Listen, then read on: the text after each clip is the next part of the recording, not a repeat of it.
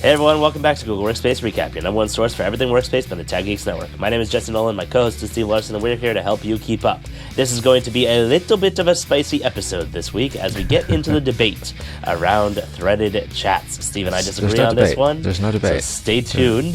There really isn't. There is a debate. There's a discussion, there's a debate. I agree a little bit with you, but I guess we can get more into that when we get to that update later in the show. Oh man, and I sound like crap. Apologies, folks. One of my kids, or both of them, I don't know, gave me a cold, so apologies in advance. Yeah, this is the worst I've heard you sound on an episode in, I don't know, in a while. Yeah, in a while. Yeah, I don't really remember you not being this unwell from a sound perspective. Yeah. It's just a head cold, but I gotta get some Dayquil. It's coming tonight, so Yeah. That'll sound better. What was I gonna say? I don't know. Cleared your mind talking about the threaded chats.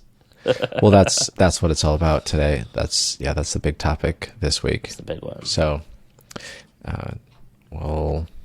I didn't look at the news articles yet, but I guess I will see them here in a second as I scroll down. Let's run through the agenda for today.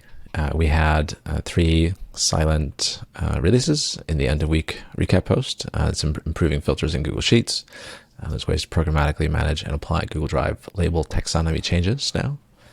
You can also, noise cancellation is expanding to phone participants. So that's great because I am often on the phone, and noise cancellation would help a lot.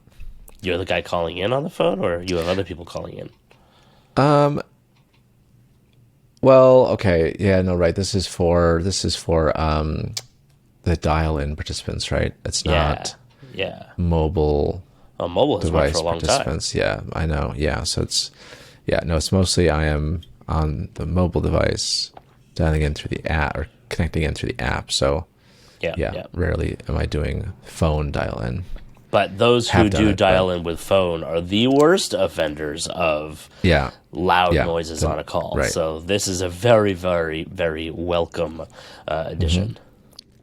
Yeah. Great to see that. I like it. And then in published releases throughout the week, we had 5. First one is that you can save time with suggested work locations in Google Calendar. And the worst update of 2023 and 2022, and probably for the last decade, is that all newly created spaces in Google Chat are going to be moving to inline threading beginning 13th of March. What's even worse is that later this year, all the existing topic-based spaces are going to change to inline threading, and that is not good news for me. And many others. We'll talk more about that when we get to it. I'm not looking forward to that one. Next is we have the expansion of noise cancellation in Google Meet to more devices. See, so it's coming to more. And then next, there's some client-side encryption for Gmail is now generally available for all 5 of you out there using it. There's probably more. I mean, there's probably like 5 customers. There's probably a handful of very large customers that are using it. It's few and far between. The 125,000 U.S. Army, I imagine. You know what? I don't know. I mean, no? Maybe only select use cases. It's not intuitive. It's not like straightforward to set up. It's doesn't mean they're not using it. I don't know. Can ask. Maybe Rowan knows. Maybe. Yeah. I think he's Sada rolled it out for them, right? Yeah. Didn't they? Yeah. I think. Yeah. Then next we have Google Keep Notes are now available on the home screen for Android devices. We have Chrome version 1.11 coming out, and a few updates related to the admin console there, and of course many others. I think the one that we talked about, I think at the last Chrome episode, was the Azure SSO sign-in, which apparently is an interesting one for some people. And then in terms of other news, we have a few things here happening in the news. We have the first thing is you can share your feedback on the emoji reactions in Google Meet. That is just a little, or like a feedback form on what your thoughts are on that. So submit your feedback on that. I've definitely used it a few times in the last few weeks. So far, so good. Google adds client-side encryption to Gmail Calendar. Should you care? No, you should not be. As I said, all of 5 customers are using that, and this Ars Technica article will probably explain why you probably should not care. I'm hoping. First look at Chrome's Blink engine running on iPhone. There's another article here from 9to5 Google. There's an article here from the Google Cloud blog about introducing Google Workspace security guidance to address Canadian data security requirements. And then finally, forget bookmarks. Chrome now lets you jot down notes in the margins. And that's an Android Police article there. So that is what we have for you in store for you this week, folks. And we will kick things off with the first silent release, which is the improvement of filters in Google Sheets. Something, this is unrelated, I believe. This is something that I struggle with a little bit on mobile devices is accessing filter views. I don't know if any of you are use filter views. I use them a lot.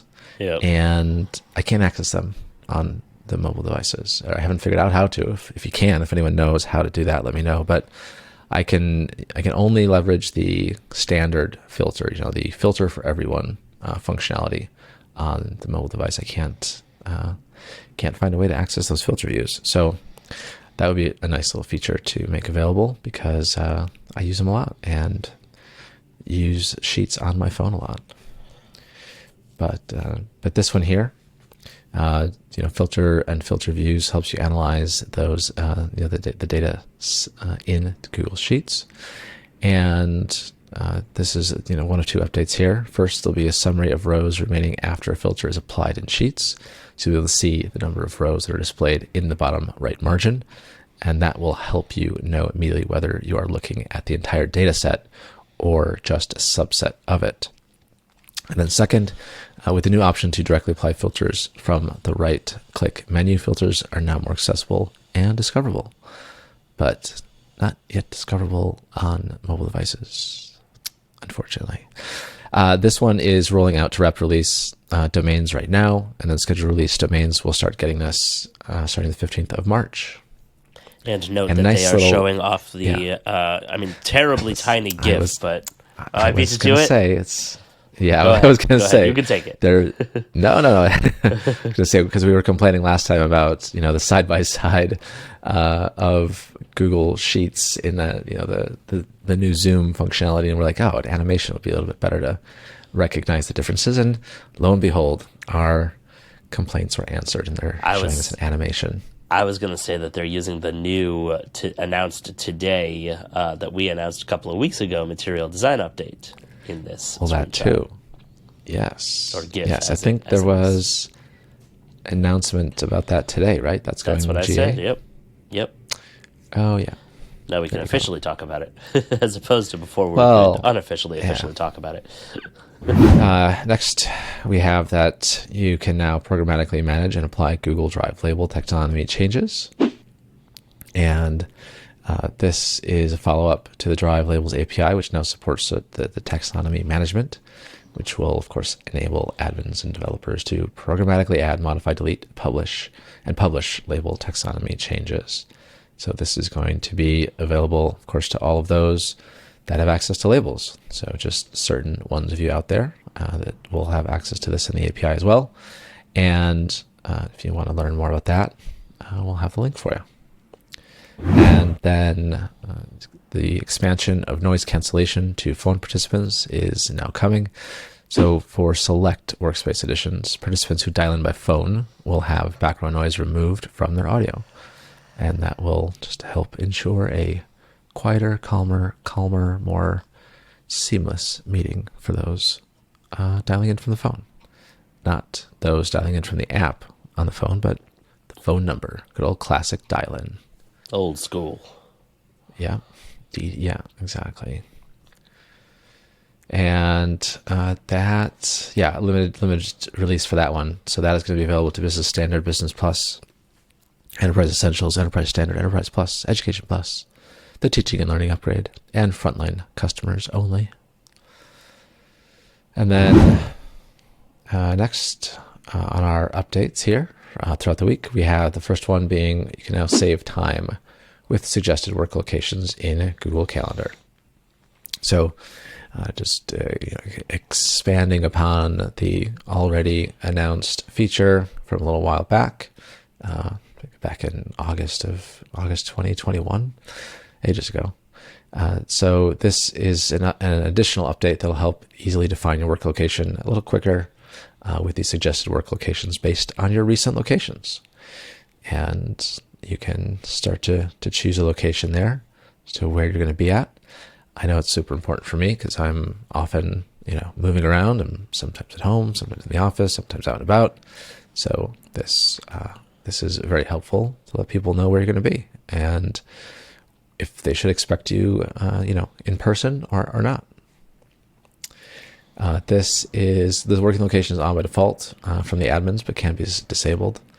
And then rollout for this functionality is going to be on a gradual rollout up to 15 days for visibility, starting the 27th of Feb for rep release domains, and then scheduled release domains. We'll see this starting the 13th of March. Also on a gradual rollout up to 15 days for visibility. This is select customers only. Not going to be available to Workspace Essentials, Business Starter, Enterprise Essentials, Frontline, Legacy G Suite, basic customers, and not available to those with a personal Google accounts, but available to everyone else. And next, where do I begin? Dun. Yes. So newly created spaces in chat are going to be inline threaded beginning March 13th. And I kept saying, hey, why don't you I'm just going to go and create a whole bunch of, threaded spaces and hope that they keep those around. Is it you who said Luckily, that people are stockpiling them? Longer. Or was that somebody else was talking to? That was me. Yeah, exactly. That was me doing it. So, right. I mean, I've got a bunch of them until, end of the year. So in case I need some extras, I got them. But at some point, they're going to be changing that. And, I think I mentioned this on the other, I can't remember which episode I mentioned this on. It was ours or the one with Workspace After Work. Troy. With Troy. It was, what was I about to say? That you were stockpiling spaces? No, you're hoping to push them. it out like sites? Is that what you're going to say? Oh, yes, exactly. Yes. There you go. I'm reading your mind here. I'm the one with the head cold, not you. I was hoping that they would delay that release, like they did with sites for like 4 years. I really hope that they extend that rollout of the permanent change. Maybe just, can everyone just give them some feedback and tell them how bad inline threaded spaces are? I think that they are definitely hearing the feedback. I hope so, because I want to submit a lot more. Keep going. Now that I saw this. Yeah. So I might just hire a bunch of like Mechanical Turk people to please submit this feedback.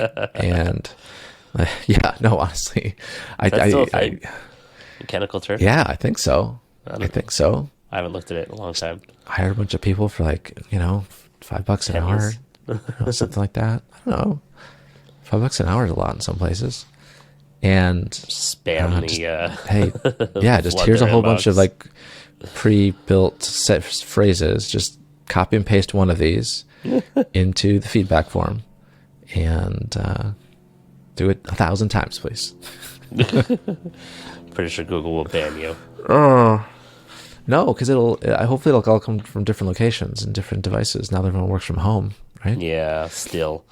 It'll be canned, so, Also, a lot of people. No, I'm seriously, honestly, I think I might spend a couple $100 and do this. Actually, oh my god, this is how adamant I am that this just doesn't happen. I think I'm going to spend a couple $100 and do this, actually, figure out a way to do this. Oh boy. I'm kind of serious about this now. So if anyone else wants to chip in and amplify that feedback, get some more people to submit some feedback about how topic spaces should stay and inline threading should just be an option and not the default ever again. Well, whatever, if it's the default, it's fine, but as long as we can have our threaded spaces, I'd be happy. I mean, Jesse, what are your thoughts? How do you feel about these new inline spaces? So far I like them. I wanted them to have both, the best of both worlds, to have the ability to have a topic, and then in that topic, the ability to break out into individual threads.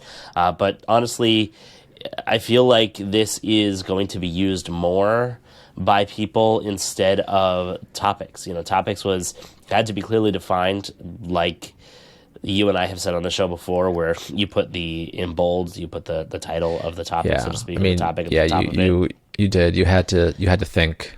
You did. You had to actively use spaces and exactly. You had to actively go ahead and do it, and even inside there, there'll be multiple conversations about a certain thing where it's like, all right, now I'm replying to this point. So either give us a way to reply to that point, indicate that we're replying to this message in the thread or this message in the conversation, or give us the ability to break that off into a thread. And they didn't do either of them because they only gave us every single message can now be threaded, which I feel,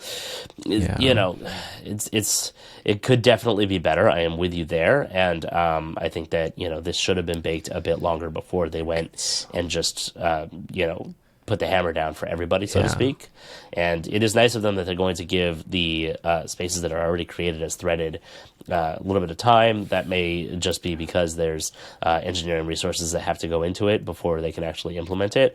But overall, I do think that this is more familiar to people as a UI element and will be adopted much more. And that's probably one of the things that drove this is their adoption metrics for topics and whether or not people were using them.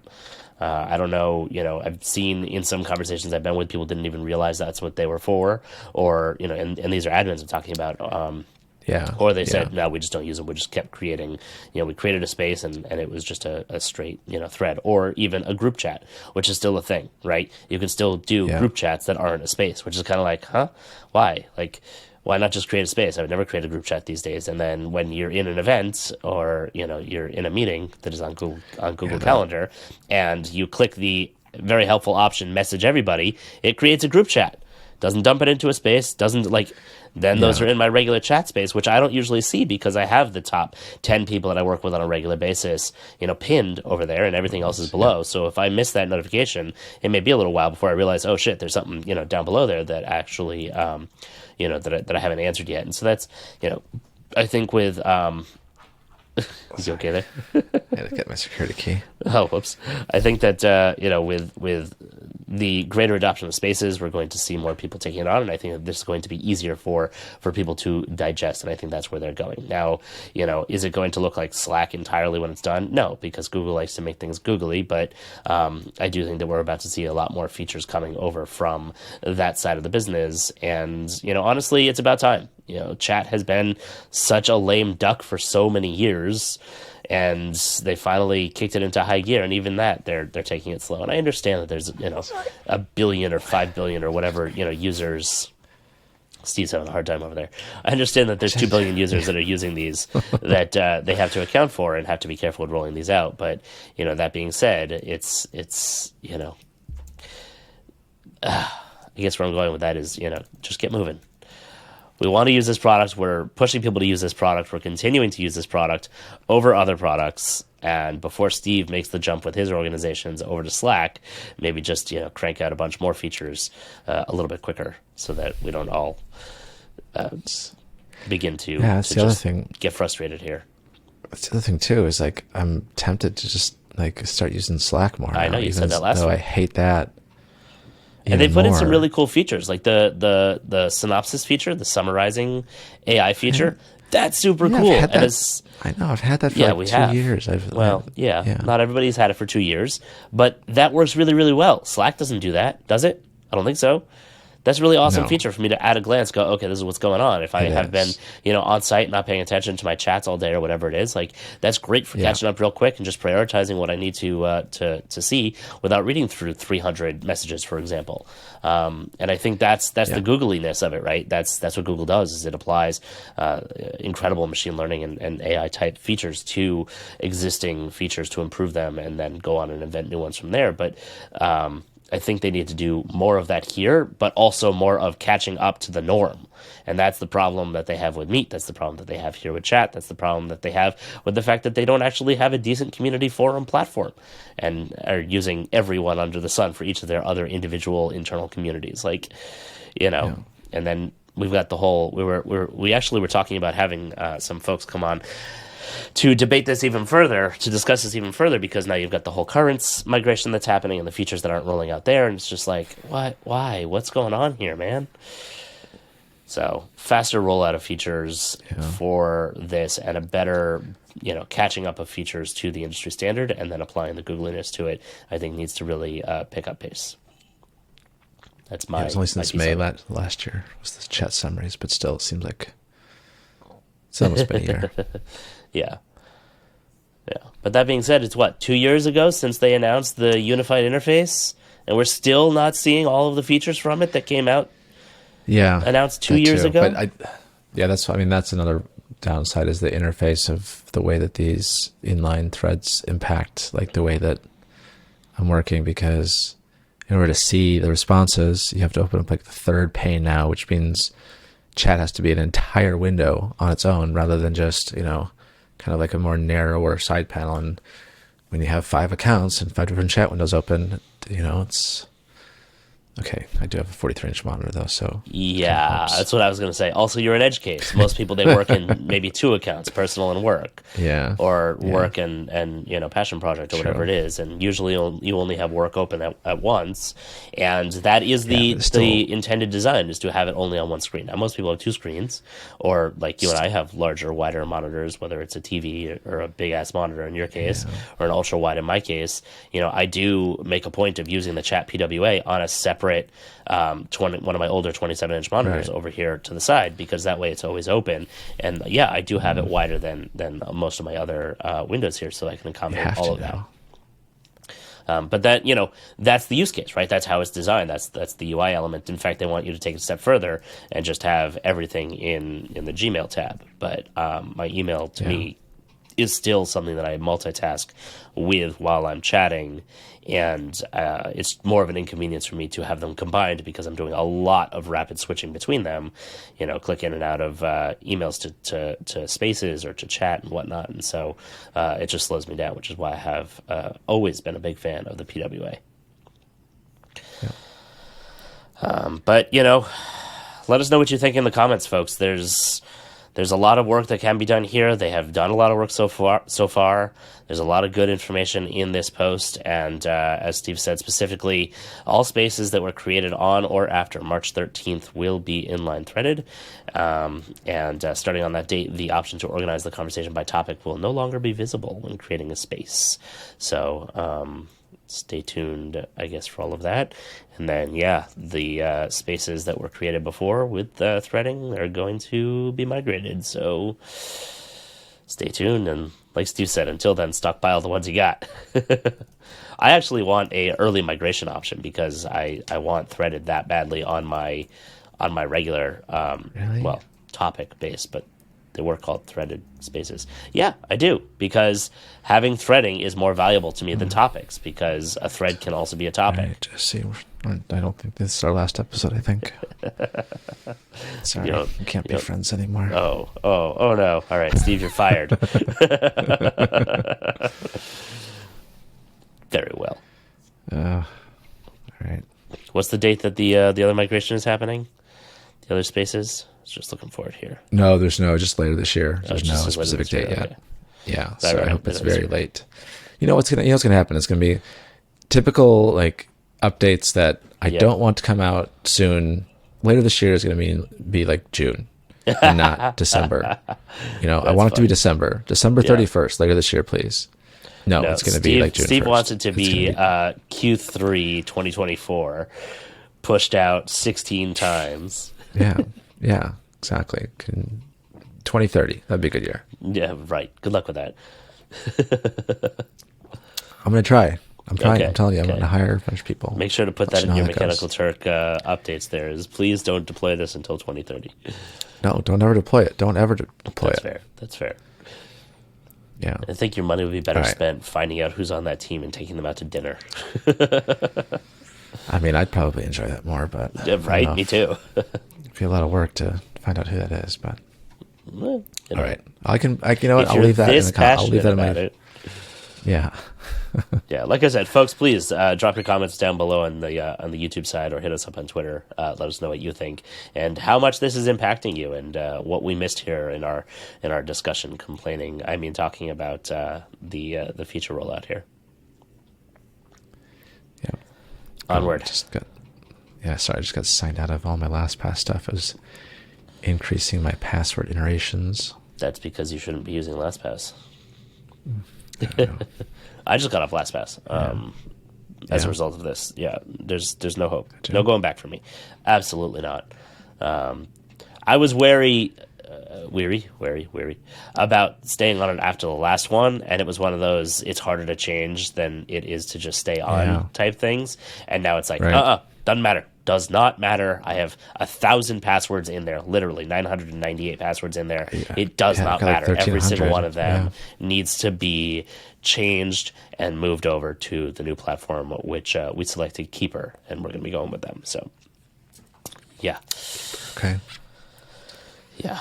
And, it Is just that, goes to show you, it's like, that's the hardest part about securing our organizations, right? Is we can do everything right, and we can trust those that have the certifications that says they do everything right. And then they can let somebody work on a personal device that has a 2-year-old exploit on Plex, which shouldn't even be anywhere near work, devices, and they get hosed that way. So Yeah. it hurts. And that's what happened. For those who aren't in the know, that's what happened in the LastPass breach. So that's the latest information of how it was done. Yeah. Yeah, it's kind of crazy. I mean, because they have, ISO 27001, SOC 2, SOC 3, all that stuff. And yeah, that stuff doesn't really mean much, honestly. Because, I've gone through a few of those certifications, and, it's all just essentially ticking a box, getting things done from an audit perspective, and, doing a good enough job to pass each year. Yeah. In a lot of cases, it's because security makes people's lives hard. It does. And people don't want to, have a difficult time accessing technology. So they make things easy. Yeah. And with simplicity comes risk. And well, there's a balance between usability and security, and extreme security is bad usability. So, yeah. Yeah. Yeah. All right. Unfortunate. Rollout on this one. I think, did I get to the details on the rollout? No, I did not yet. No, Other than the March 13th date, which I think that's pretty much it. The March 13th date is the rollout for both rapid release and scheduled release domains for a gradual rollout up to 15 days for visibility, and available to all Workspace customers, as well as the legacy G Suite and Basic. Not available, though, to personal Google accounts. So I don't even think I can create spaces. I was going to say, can I use spaces for a long time on my personal one? And just like, I don't know. just trying to figure out some way. No, you can't. You can't create spaces. All right. Next, we have the expansion of noise cancellation in Google Meet to more devices. So noise cancellation is coming to, let's see, beginning today. Yes, beginning today as of February 27th. So it's available for users with personal Google accounts on a wider variety of Android mobile devices. It's also going to be available to Workspace Business Starter, Education Fundamentals, and Education Standard customers, and then it'll be enabled by default for third-party devices that connect to Meet using PECZIP. And great functionality. I love this feature. The noise cancellation, I've tested out ever since it was released. Had a, espresso machine going, right in the microphone, and couldn't hear a thing. No one even knew that was happening. So great function, great features. It's one of the best ones that Google has come out with. I love it. People don't even realize that it's really even there in a lot of cases. And yeah, it's a great one of the best favorite features. I don't know when that came out, but that is definitely one of my top features of Google of all time, right there. So there, offset or the worst feature with like the best feature.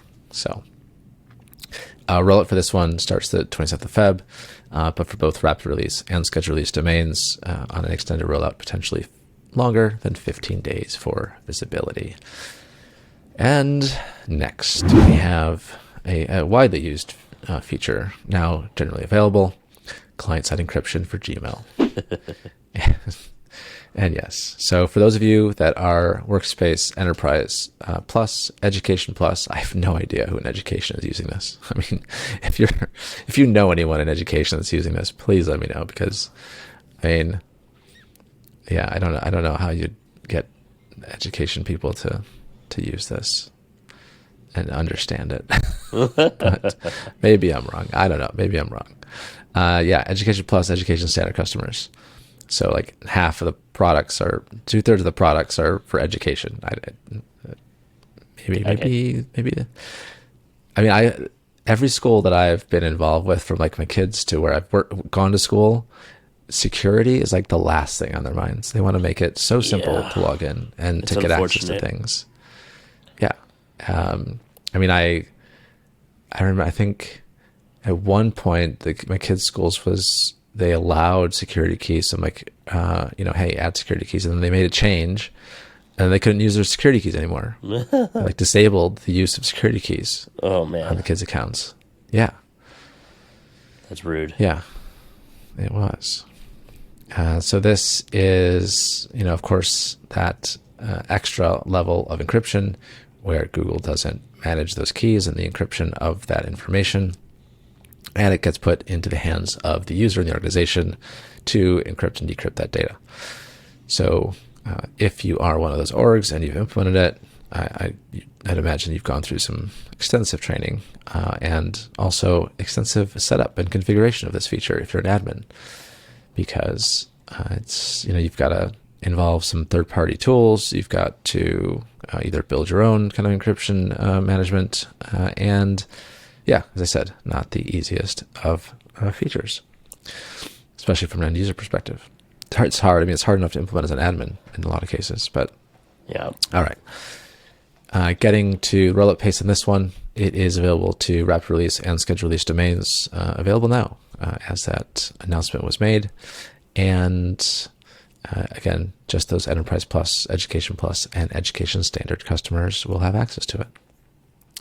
Last but not least on our updates here, Google Keep now is going to be available on the home screen for Android devices. So pretty cool to be able to see this as kind of a, as a on-screen widget there, and you can just get better access to your Google Keep notes.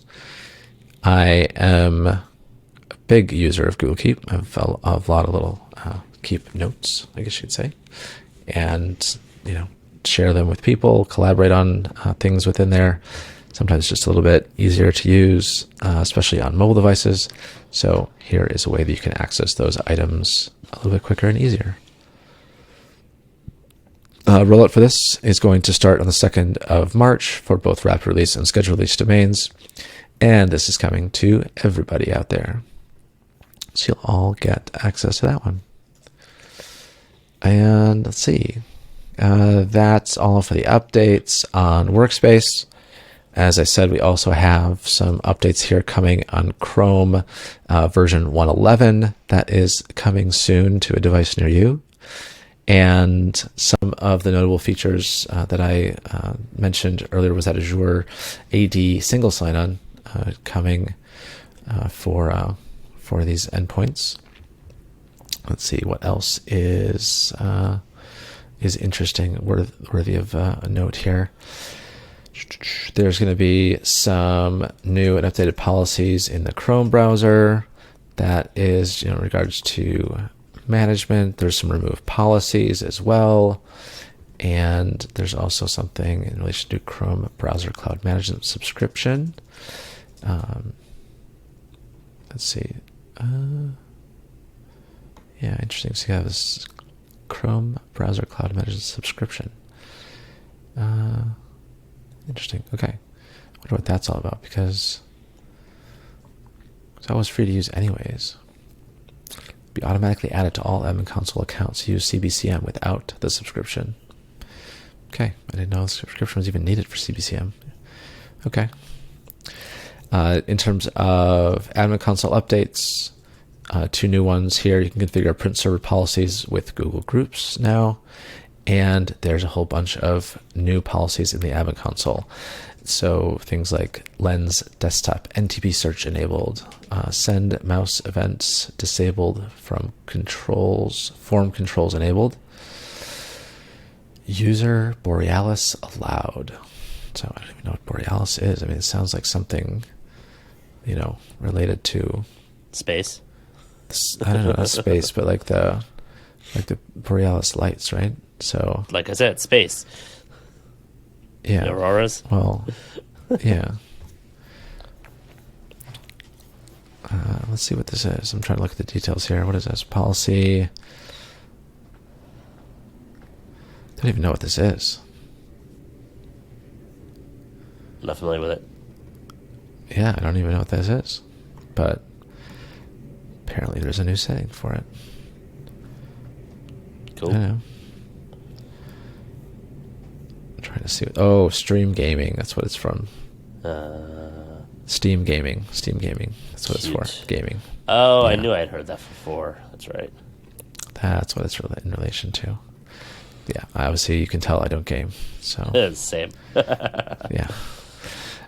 There's then 2 more. Offset parent new spec behavior enabled, and access control allow methods in core pre-flight spec conformance. So yeah, some very, very specific policy availabilities here in the admin console for you. So get to configure those Chrome policies and take advantage of the new ones for version 111. Yep. All right. That is all for updates on the products. And I'll toss it over to you, Jesse, for the first item in the news. On to the news. Share your feedback. This is a form that Steve needs for Threaded, by the way. Share your feedback on emoji reactions in Google Meet. Apparently, Google wants to know what we think about the rollout of the emoji reactions, which if you haven't tried them, they're cute, they're fun, they work well enough. That's my feedback right there. But there's a 10-minute survey that you can fill out here. They said we'd love to hear how you've used the feature, what you like about it, and what can be improved. So if you're interested in giving your thoughts on that, click through to our link in the show notes, and you'll be able to give your thoughts. Short and simple there. And to Steve's point earlier, Google adds client-side encryption to Gmail and Calendar. Should you care? Honestly, I don't know. I'm sure there are those who do. So, these much bigger clients that are required to have this type of encryption there. But essentially, this article goes into server-side encryption versus client-side encryption and why you might need one or the other. And quoting the article here, Workspace already encrypts data at rest and in transit by using secure by design cryptographic libraries. And that's from Google's Group Product Manager for Workspace. And the Director of Product Management for Workspace Security said client-side encryption takes this encryption capability to the next level by ensuring that customers have sole control over their encryption keys and thus control over all access to their data. So if you work for somebody who is super uber secure, that's who is likely going to be using these. Anybody else who is thinking about implementing this is probably going way overboard, a little bit extreme in terms of needing to do that. But hey, if you work for LastPass and you're implementing this, then maybe it's not such a bad idea. So if you're interested in the rest of this article here from Ars Technica, go ahead and check it out. And the next one I find very interesting, and I've heard that Mozilla is doing this as well, but apparently Apple is preparing to decouple or allow different browser engines to be used on the iPhone, which I think is fantastic, because we've all had to just get kind of a customized but lackluster experience somewhat because, well, Safari's okay. The browser, experience on the iPhone is decent, but Google wants to be able to do so much more. Firefox wants to be able to do so much more. There is so much more that they could do with this if they had that deep level integration with their own browser engines, and they have not been allowed to up until now. It is against the App Store rules. But apparently, there has been work, both over on Mozilla and on the Google side, to begin porting their Blink browser engine, Google's Blink browser engine, which is used by Chrome and any of the other Chromium based browsers such as Edge and Opera, and they're working on bringing that to iOS. I don't know exactly when Apple is going to allow this, but right now the store policy says that all web browsers for iPhones and iPads are required to use the built-in version of WebKit, essentially making all browsers act like Safari. Now, I understand the security implications for this, but that being said, again, Google's Blink engine might be better than Safari, so I would certainly love to have the choice. Let's put that out there. Google has made it clear that there are no plans to actually launch any type of Blink-based browser onto the App Store. But that being said, because there's a lot of support for Apple to loosen its restrictions on the App Store and the browsers, Google is getting ready for the day that might arrive and when they would be able to roll that out rather quickly. And obviously they think that it is going to happen at some point because they're putting development work behind it. And given the fact that Google has been refocusing where all of their development work is going, and this is still something that's happening, obviously Google considers it to be a priority. So anyway, there's a whole bunch of screenshots there. 9to5 Google managed to build a prototype browser based off of the code and show some sites running on this. So if you're interested in those screenshots and the rest of the details, go and check it out in the show notes. Next, for our north of the border, if you are in the United States, our Canadian friends. Google has introduced a workspace guidance to address Canadian data security requirements. And this was actually a couple of weeks ago it came out, but apparently Canada has some specific requirements that they have rolled out, and this document goes through what those are and how to implement those. I'm not going to bore you with all of the details. If you're not in Canada, then it is not as relevant to you, but if you are, then definitely go and check that out and see if there's any valuable information in there for you. Lastly is forget bookmarks.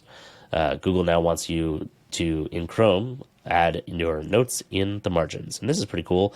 I honestly don't know if I'm going to use it, but I'm going to have to play around with it. Google has recently added a feature to Chrome that lets you add notes to your saved passwords. Oh, this is not what I thought it was. Hold on. It is what I thought it was. I know. I think I thought the same thing you did on what this was, but yeah, it's specific to passwords. Oh, which we were just talking about passwords and even password management. Even the screenshot is unclear here. It makes it look like it's adding a note to the page.